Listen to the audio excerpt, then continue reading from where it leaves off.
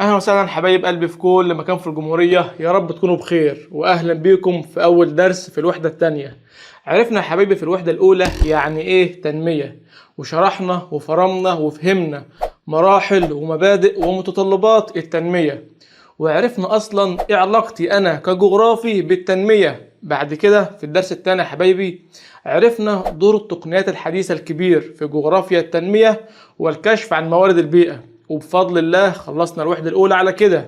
تعالوا بقى النهاردة يا أولاد نبدأ بسم الله الرحمن الرحيم كده في الوحدة التانية، ونتعرف أول حاجة على البيئة.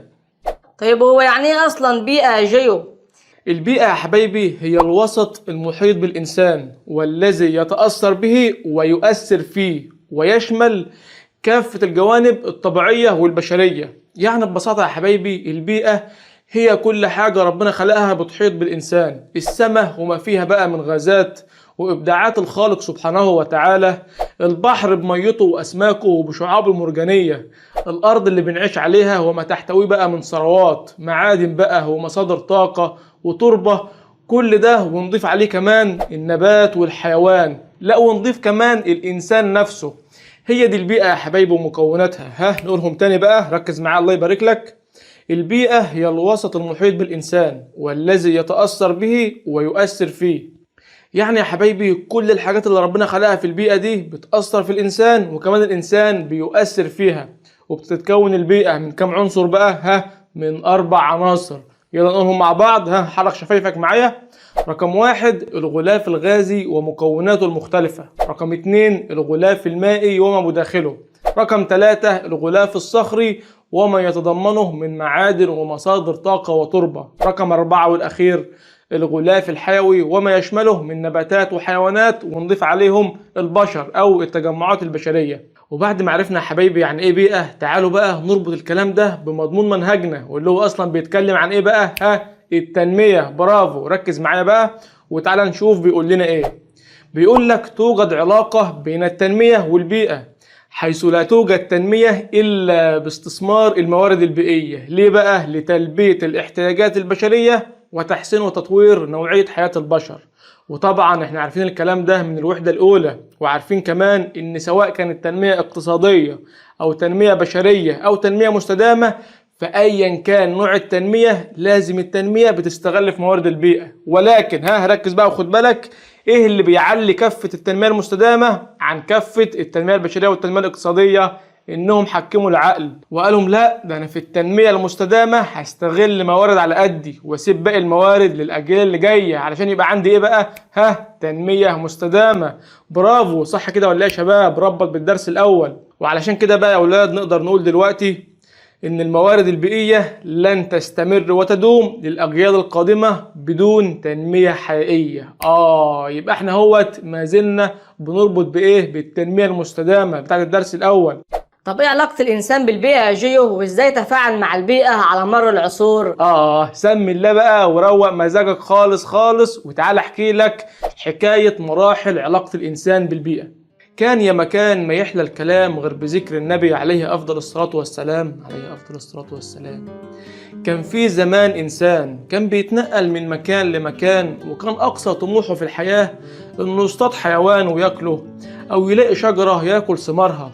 كانت احتياجاته من البيئة بسيطة جدا، ودي سموها المرحلة الأولى. وقال لك بقى إن في بداية المرحلة دي لم يكن للإنسان تأثير على البيئة. ليه بقى؟ ركز. بسبب ضيق نشاطه ومحدودية متطلباته الأساسية. زي ما قلنا من شوية إنه عاش حياة التنقل بحثا عن إيه بقى؟ عن الطعام والشراب من خلال جمع الثمار وصيد الحيوانات. ولكن بقى يا حبايبي جه الإنسان في نهاية المرحلة ديت وبدأ يفهم ويشغل دماغه. وإحنا عارفين طبعا الإنسان لما بيشغل دماغه إيه اللي بيحصل للبيئة؟ اكيد البيئة بتخرب يا جيو. الله ينور عليك. بس هو بصراحة البيئة في المرحلة الأولى ما خربتش قوي. فشوف بقى بيقول لك إيه. أصبح للإنسان تأثير محدود على البيئة. إزاي بقى؟ حيث تطورت أدوات وأساليب الصيد وتم اكتشاف النار. وعند النار هنا بقى وستوب. ليه؟ لأن النار يا حبايبي كانت بمثابة الاختراع العظيم اللي الإنسان عرفه في المرحلة الأولى دي. بدأ بقى الإنسان بعد ما اخترع النار يقطع في شجر الغابة ويولع بالخشب ده نار، ويشوي بقى غزال وياكل ويدلع نفسه. امال ايه؟ فزادت، خد بالك بقى، فزادت متطلباته الأساسية وازداد نشاطه، مما يدل على عدم استسلام الإنسان كليا لتأثيرات البيئة. بدأ بقى الإنسان يعافر مع البيئة ويأثر ويتأثر بها، ولكن ركز كده وخد بالك إن تأثيره في المرحلة الأولى كان محدودا. وبكده يا حبايبي خلصت المرحلة الأولى، ودخل الإنسان بقى على المرحلة التانية. ففي يوم من الأيام والإنسان عمال بيتنقل وبيدور على شجرة ياكل منها أو صيدة يصطادها، بيبص كده لقى نهر وفيه مية، فقال يا فرج الله، وقام قاعد ومستقر على النهر وعمل بيوت صغيرة بقى يعيش فيها، والبيوت دي كترت وبقت قرى، وبدأ يزرع وياكل ويشرب من مية النهر ويزرع في الأرض اللي حوالين النهر. والحكاية دي بقى سموها المرحلة التانية، ولقبوها ببداية تفاعل الإنسان مع البيئة. ففي المرحلة دي بقى يا حبايبي ازداد تأثير الإنسان على البيئة، حيث عرف الزراعة لتوافر طبعا المياه والتربة الخصبة، وظهرت القرى كأول أشكال الاستقرار البشري، وقام باستخدام كمان وضبط مياه الأنهار وشق القنوات، ونتج عن هذه الأنشطة نفايات ولكن لم تؤثر سلبا على البيئة. يعني خد بالك بقى إن الإنسان بدأ في المرحلة التانية دي يلوث في البيئة، بس ربنا سترها يعني في المرحلة دي، والتلوث ما أثرش على البيئة بالسلب. طيب السؤال بقى، ليه يا جيو التلوث ما أثرش على البيئة في السلب؟ شوف بقى بيقول لك إيه، بسبب ضيق نشاطه. وخد بالك بقى إن نشاط الإنسان في المرحلة التانية دي كان نشاط الزراعة، والزراعة طبعا احنا عارفين إنها نشاط نظيف. ليه بقى؟ لأنها لا بتطلع دخان ولا ملوثات، ولا حتى كان على أيامهم معدات زراعية تلوث البيئة زي المعدات الموجودة عندنا دلوقتي. طيب لو جيت أسألك بقى في الجزئية دي، أسألك أقول لك إيه؟ ركز معايا كده. يرجع عدم وجود تأثير سلبي للإنسان على البيئة في المرحلة الثانية إلى نقط. السؤال بيقول لك ليه ما كانش في تأثير سلبي من الإنسان على البيئة في المرحلة الثانية؟ هل بسبب النشاط الذي مارسه، ولا حفاظه على البيئة، ولا استخدامه للطرق الحديثة، ولا قلة متطلباته؟ فكر كده وجاوب عليا. يبقى الإجابة بسبب النشاط الذي مارسه يا جيو، لأن الإنسان يا جيو مارس نشاط الزراعة، والزراعة نشاط نظيف ما بيلوثش البيئة. برافو، سؤال سهل خالص اهو. طيب لو سألتك سؤال تاني، ركز بقى معايا في السؤال اللي جاي ده. توصل الإنسان لإنتاج غذائه بنفسه بداية من المرحلة التفاعلية نقط. هل الأولى، ولا التانية، ولا التالتة، ولا الرابعة؟ وخد بالك إن احنا لسه ما شرحناش لا المرحلة التالتة ولا المرحلة الرابعة، فأنت الخيارات اللي عندك دلوقتي لا الأولى لا التانية. فكر بقى وجاوبني. يبقى الإجابة يا جيو المرحلة التانية، لأن في المرحلة التانية الإنسان بدأ يزرع وينتج غذائه من زراعة الأرض، غير المرحلة الأولى اللي كان غذاء الإنسان فيها معتمد على الصيد والتقاط الثمار من على الأشجار يا جيو. ممتاز جدا جدا جدا. بعد كده بقى يا حبايبي الإنسان بدأ يستمر في تشغيل ذكائه على البيئة، بالتالي دخل على المرحلة الثالثة. فالإنسان جه هنا بقى في المرحلة الثالثة وبدأ ينشئ مصانع وينتج منتجات صناعية، والدخان بقى كتير والدنيا بقت زي الفل زي ما احنا شايفين كده.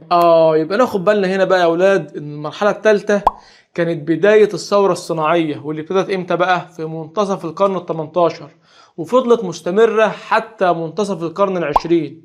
ففي هذه المرحلة ظهرت التأثيرات السلبية للإنسان على البيئة. يبقى ناخد بالنا بقى إن المرحلة الأولى راجع معايا كده ما كانش فيها تأثيرات سلبية على البيئة، والمرحلة الثانية كان فيها نفايات، ولكنها كانت نفايات ناتجة من النشاط الزراعي، فبرضه ما لوثتش البيئة قوي. جينا بقى في المرحلة الثالثة وتحول النشاط الزراعي لنشاط صناعي، وظهرت الأدخنة وبدأت الدنيا تبوظ والدخان يكتر زي ما احنا شايفين كده. وخد بالك معايا بقى كده وركز ان الثورة الصناعية دي ظهرت امتى؟ في منتصف القرن ال18. يعني لو جبت لك سؤال في صورة مصنع مثلا او أدخنة مصانع وقلت لك الصورة دي بدأت امتى، هتقول لي على طول في منتصف القرن ال18. تمام يا ابطال؟ تمام، حلو قوي. تعال بقى نشوف الإنسان عمل ايه في المرحلة الثالثة.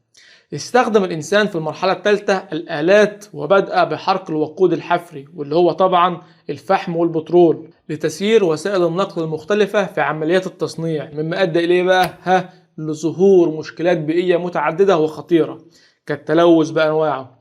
وبكده فابتداء من المرحلة الثالثة بدأ الإنسان في مشوار تخريب وتلويث البيئة. وطبعا الإنسان موقفش على كده وبس، لا طبعا، ده بدأ يطور من نفسه ودخل على المرحلة الرابعة، وكانت في النصف الثاني من القرن العشرين حتى وقتنا الحالي. وخد بالك بقى ان القرن العشرين بيبدأ امتى؟ سنة 1900. وهو قال لك ايه؟ المرحلة الرابعة بدأت في النصف الثاني من القرن العشرين. يعني بدأت امتى؟ سنة 1950. ركز في الكلام ده. ومع بداية المرحلة الرابعة دي بقى يا حبايبي بدأ الإنسان يخترع بقى التقنيات الحديثة والحاسبات واللابتوب والموبايل والحاجات اللي احنا بنعيشها في الوقت الحالي. بالتالي تعاظم تأثير الإنسان على البيئة، فظهرت الحاسبات الإلكترونية وتطورت وسائل الاتصال. اخترع بقى الإنسان اللابتوب والكمبيوتر والمحمول، وبدأ يظهر بقى اليوتيوب والسوشيال ميديا وكل الحاجات اللي احنا بنعيشها في الوقت الحالي. وعلشان كده بنقول ايه بقى؟ ركز كده معايا، ان ظهرت مشكلات بيئية اكثر خطورة من المرحلة السابقة. مثل ايه؟ خد بالك. رقم واحد، استنزاف موارد البيئة. الانسان طبعا تزايد في استنزاف موارد البيئة ونسي خالص حاجة اسمها تنمية مستدامة، وان في اجيال قادمة ولها حقوق. بالتالي ظهر كمان معانا الاحتباس الحراري. وطبعا احنا عارفين من سنة اولى ان الاحتباس الحراري هو ارتفاع في درجات الحرارة، واللي بسببه ممكن تحصل مشكلات بيئية كتير جدا زي الجفاف او ارتفاع منسوب البحار والمحيطات، واللي بسببه غرقت مدن ساحلية كتير، واللي بسببه برضه مدن تانية اكتر معرضة للغرق. وكمان يا حبايبي ظهر معانا تالت حاجة، التلوث النووي. وهم دول يا حبايبي الاربع مراحل اللي مر الانسان بيهم في علاقته مع البيئة. طيب لو جيت اسألك هنا بقى هقول لك ايه؟ ركز معايا في الاسئلة اللي جاية دي، اسئلة مهمة جدا وفيها تريكات لازم تكون واخد بالك منها وعارفها. من المتوقع أن يكون ارتفاع منسوب مياه البحار والمحيطات أحد نتائج تفاعل الإنسان مع البيئة في المرحلة نقط. هل المرحلة الأولى ولا الثانية ولا الثالثة ولا الرابعة؟ فكر كده. يبقى الإجابة المرحلة الرابعة يا جيو، لأن ظهر عندي في المرحلة الرابعة الاحتباس الحراري، واللي بسببه ارتفعت درجة حرارة العالم، بالتالي ذوبان جليد القطبين، بالتالي ارتفاع منسوب مياه البحار والمحيطات. ده ولا الحلاوة والشطارة دي؟ لا برافو عليك. طيب لو سألتك وقلت لك هركز كده، تآكل طبقة الأوزون كانت بسبب تفاعل الإنسان مع البيئة في المرحلة الكام؟ فكر كده. يبقى برضه المرحلة الرابعة يا جيو، لأن تآكل طبقة الأوزون كان برضه بسبب الاحتباس الحراري، واللي حصل عندنا بسبب الملوثات اللي حصلت في المرحلة الرابعة. حلو قوي. فدلوقتي بقى يا حبايبي نقدر نقول إن الإنسان لوث البيئة بنجاح، وبعد ما لوثها بقى جه صحي كده وفاق وبدأ ياخد باله من الكوارث اللي عملها. ولذلك هركز، بدأ العالم يبادر بحلول هذه المشكلات للحفاظ على البيئة واستدامة ثرواتها للأجيال القادمة. بعد ما خربها بقى جه افتكر كده ان في اجيال جايه وفي حاجه اسمها تنميه مستدامه، وبدا يصحى بقى ويشوف حلول للمشكلات اللي هو عملها دي. طيب ممكن اجي هنا بقى اسالك سؤال حلو قوي، ركز معايا فيه كده. تعد الدعوه لنموذج تنموي بديل عن التنميه الاقتصاديه احد نتائج تفاعل الانسان مع البيئه في المرحله الكام؟ هل الاولى ولا الثانيه ولا الثالثه ولا الرابعه؟ ركز بقى كده واحده واحده وافتكر احنا لسه ايه دلوقتي، ان الدنيا بعد ما خربت في المرحله الرابعه وظهر عندي مشاكل بيئيه كتير زي الاحتباس الحراري والتلوث النووي واستنزاف موارد البيئه، العالم بدا يصحى وبدا يدور على حلول المشكلات دي. ليه؟ للحفاظ على استدامه البيئه. يبقى اذا لما ندور على بديل للتنميه الاقتصاديه، الكلام ده يبقى نتائج تفاعل الانسان مع انهي بيئه؟ فكر كده. يبقى الإجابة المرحلة الرابعة يا جيو، لأن الدعوة لنموذج تنموي بديل عن التنمية الاقتصادية كانت بعد ما الإنسان لوث البيئة في المرحلة الرابعة. ممتاز جدا جدا جدا. وبكده يا حبايبي زي ما شفنا ان الانسان مر باربع مراحل في تفاعله مع البيئة. تعالوا بقى ندخل على جزء تاني من الدرس، الا وهو النظريات المفسرة لعلاقة الانسان بالبيئة. جم بقى علماء الجغرافيا يا اولاد بعد ما شافوا علاقة الانسان بالبيئة في الاربع مراحل اللي فاتوا دول، طبعا جم بقى حطوا 3 نظريات فسروا فيهم علاقة الانسان بالبيئة. النظرية الأولى النظرية الحتمية البيئية، أو بين قوسين كده الحتمية الجغرافية، الاتنين معنى واحد. والنظرية دي بقى يا حبيبي بتقول إن الإنسان يخضع للبيئة فهي تسيطر عليه وليس العكس، يعني البيئة هي اللي بتسيطر على الإنسان. يعني جم يا حبيبي في النظرية دي وقال لك إن البيئة هي السيد والإنسان عبد للبيئة. طيب ليه قالوا كده؟ ركز كده بيقول لك إيه؟ حيث أن البيئة بما فيها من مناخ وغطاء نباتي وحياة حيوانية تؤثر على الإنسان وتحتم عليه أنشطته الاقتصادية وعلاقاته التجارية. يعني البيئة بكل العناصر اللي فيها بتتحكم في الإنسان ونشاطاته. ولكن جم علماء تانيين كده ومسكتوش على الكلام ده وقالوا لا، ده الكلام ده غلط، وقاموا ناقضين النظرية دي وقالوا إن النظرية دي غلط علشان ركز إن النظرية تجاهلت التطور التكنولوجي ودوره في الحد من العوائق البيئية. فبعض البلدان يفرض موقعها الجغرافي عليها العزلة مثل اليابان، ولكن بفضل التقدم التكنولوجي الهائل وتطور وسائل النقل والمواصلات والاتصالات أصبحت غير معزولة عن العالم. يعني يا حبايبي لو جينا نبص في خريطة العالم، ركز معايا كده، هنلاقي اليابان هنا اهي عبارة عن مجموعة جزر اللي هي باللون الأحمر دي، شوية جزر موجودين في المحيط. يعني موقع اليابان الجغرافي ده بيفرض عليها العزلة، شوية جزر زي ما احنا شايفين كده وموجودين في المحيط معزولة عن العالم كله. طيب السؤال بقى، هل فعلا اليابان في الوقت الحالي دولة منعزلة عن العالم؟ أبدا، ده اليابان بفضل التقدم التكنولوجي اللي وصلت له وبسبب تطور وسائل النقل والمواصلات أصبحت جزء من العالم، واليابان ما بقتش دولة منعزلة. إذا احنا بكده بنثبت نقد النظرية الأولى، وأثبتنا أن الإنسان يقدر يؤثر في البيئة بشكل كبير، بدليل أن اليابان على الرغم من موقعها المنعزل قدرت تتقدم وتوصل للعالم كله. بالتالي ظهرت نظرية مضادة للحتمية وهي النظرية الإمكانية أو الاحتمالية. جم بقى العلماء يا أولاد في النظرية دي وقلبوا الآية، فبدل ما كانوا بيقولوا إن الإنسان بيخضع للبيئة والبيئة هي اللي بتسيطر عليه، جم بقى هنا وقال لك لا، ده الإنسان يؤثر على البيئة بشكل كبير. خد بالك بقى إن الإنسان هنا هو بقى السيد والبيئة هي العبد الخاضع للإنسان، حيث تؤكد النظرية على إيه بقى؟ على إيجابية الإنسان لأنه يملك إرادة فعالة مؤثرة، ليس فقط فيما يتخذه من قرارات في كل مجالات حياته، وإنما له تأثير كبير على بيئته أيضا. يعني معنى الكلام يا حبيبي باختصار إن الإنسان هو اللي بيتحكم في البيئة، مش البيئة هي اللي بتتحكم في الإنسان زي ما النظرية الأولى كانت بتقول. وعلشان العلماء اللي قالوا النظرية دي يثبتوا لنا صحة كلامهم، راحوا جايبين لنا مثال وهو الحضارة المصرية القديمة. وقال لك إيه بقى؟ إن نجح الإنسان في السيطرة على نهر النيل من خلال إقامة الجسور ومشروعات الري، وحديثا بناء السد العالي. وكون إن الإنسان المصري القديم قدر إنه يتحكم في مية النيل، فده بيثبت إن الإنسان يقدر يأثر في البيئة بشكل كبير جدا. ولكن جم برضه يا حبايبي العلماء اللي بينقضوا أي نظرية دول وجم قدموا نقد في النظرية دي وقالوا إيه بقى؟ إن النظرية دي فيها مغالاة في أهمية دور الإنسان الذي يصل فيه إلى السيادة والتحكم في البيئة. يعني يا حبايبي الإنسان لما تحكم في البيئة سبب كوارث ومشكلات ضخمة جدا زي ما شفنا. المهم بقى ان النظريتين الاتنين دول فضلوا يتخانقوا مع بعض، دي تقول لك الانسان هو السيد اللي بيتحكم في البيئه، والتانيه تقول لك لا، دي البيئه هي السيد اللي بيتحكم على الانسان. وفضلت الخناقه دي دايره لحد ما واحد من النحال كده جالهم وقال لهم بس احنا يا جدعان نعمل نظريه ثالثه توفق بين النظريتين الاتنين دول ونسميها النظريه التوافقيه. والنظرية التوافقية دي بقى يا جيو هتقف في صف مين؟ هتقف في صف الإنسان وتقول إن الإنسان هو اللي بيؤثر في البيئة، ولا هتقف في صف البيئة وتقول إن البيئة هي اللي تتحكم في نشاطات الإنسان؟ النظرية دي يا كبير لا بتقف في صف ده ولا في صف ده، النظرية دي وقفت بين البنين. فركز كده، النظرية بتقول ايه بقى؟ تؤمن النظرية بتأثير الإنسان على البيئة وتأثره بها، حيث تقوم بدور الوسيط بين كل من الحتمية والإمكانية، ولا تؤمن بالحتمية المطلقة ولا الإمكانية المطلقة. يعني النظرية التوافقية دي يا حبايبي جيت للنظريتين اللي قبلها اللي ماسكين في خناقة بعض دول وقالت لهم والله يا جماعة الموضوع مش مستاهل خناق، الإنسان يا جدعان بيأثر في البيئة وبرضه البيئة بتأثر في الإنسان. وده كان بالنسبة للنظريات اللي بتفسر علاقة الإنسان بالبيئة. طيب يجي يسألني هنا إزاي بقى؟ سم الله، صلى على رسول الله، وركز معايا في الكام سؤال الحلوين اللي جايين دول. يوجد بجبال البحر الأحمر مناجم الحديد، والذي يصعب استثماره لوعورة التضاريس، وهذا يؤكد على صحة النظرية نقط: هل الاحتمالية ولا الحتمية ولا التوافقية ولا الإمكانية؟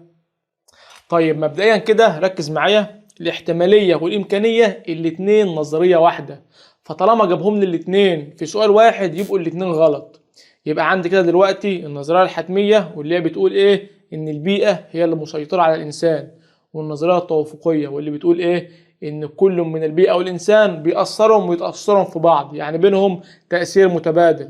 طيب تعالى بقى كده بالراحة نفهم السؤال بيقول ايه. في جبال البحر الأحمر مناجم حديد، ولكن هركز يصعب استثمارها بسبب التضاريس. يعني بسبب ايه؟ بسبب البيئة. اذا البيئة هنا هي المسيطرة على نشاطات الانسان. يبقى الاجابة ايه؟ فكر كده. يبقى الإجابة النظرية الحتمية يا جيو، لأن النظرية الحتمية بتقول إن البيئة هي اللي بتؤثر في الإنسان، وهنا البيئة أثرت على الإنسان وخلته ما يقدرش يستخدم مناجم الحديد. حلو قوي، ممتاز. طيب سؤال كمان اهو، ركز بقى معايا. الصورة التي أمامك تؤكد صحة النقد الذي وجه إلى النظرية نقط. هل الحتمية ولا الإمكانية ولا التوافقية ولا الاحتمالية؟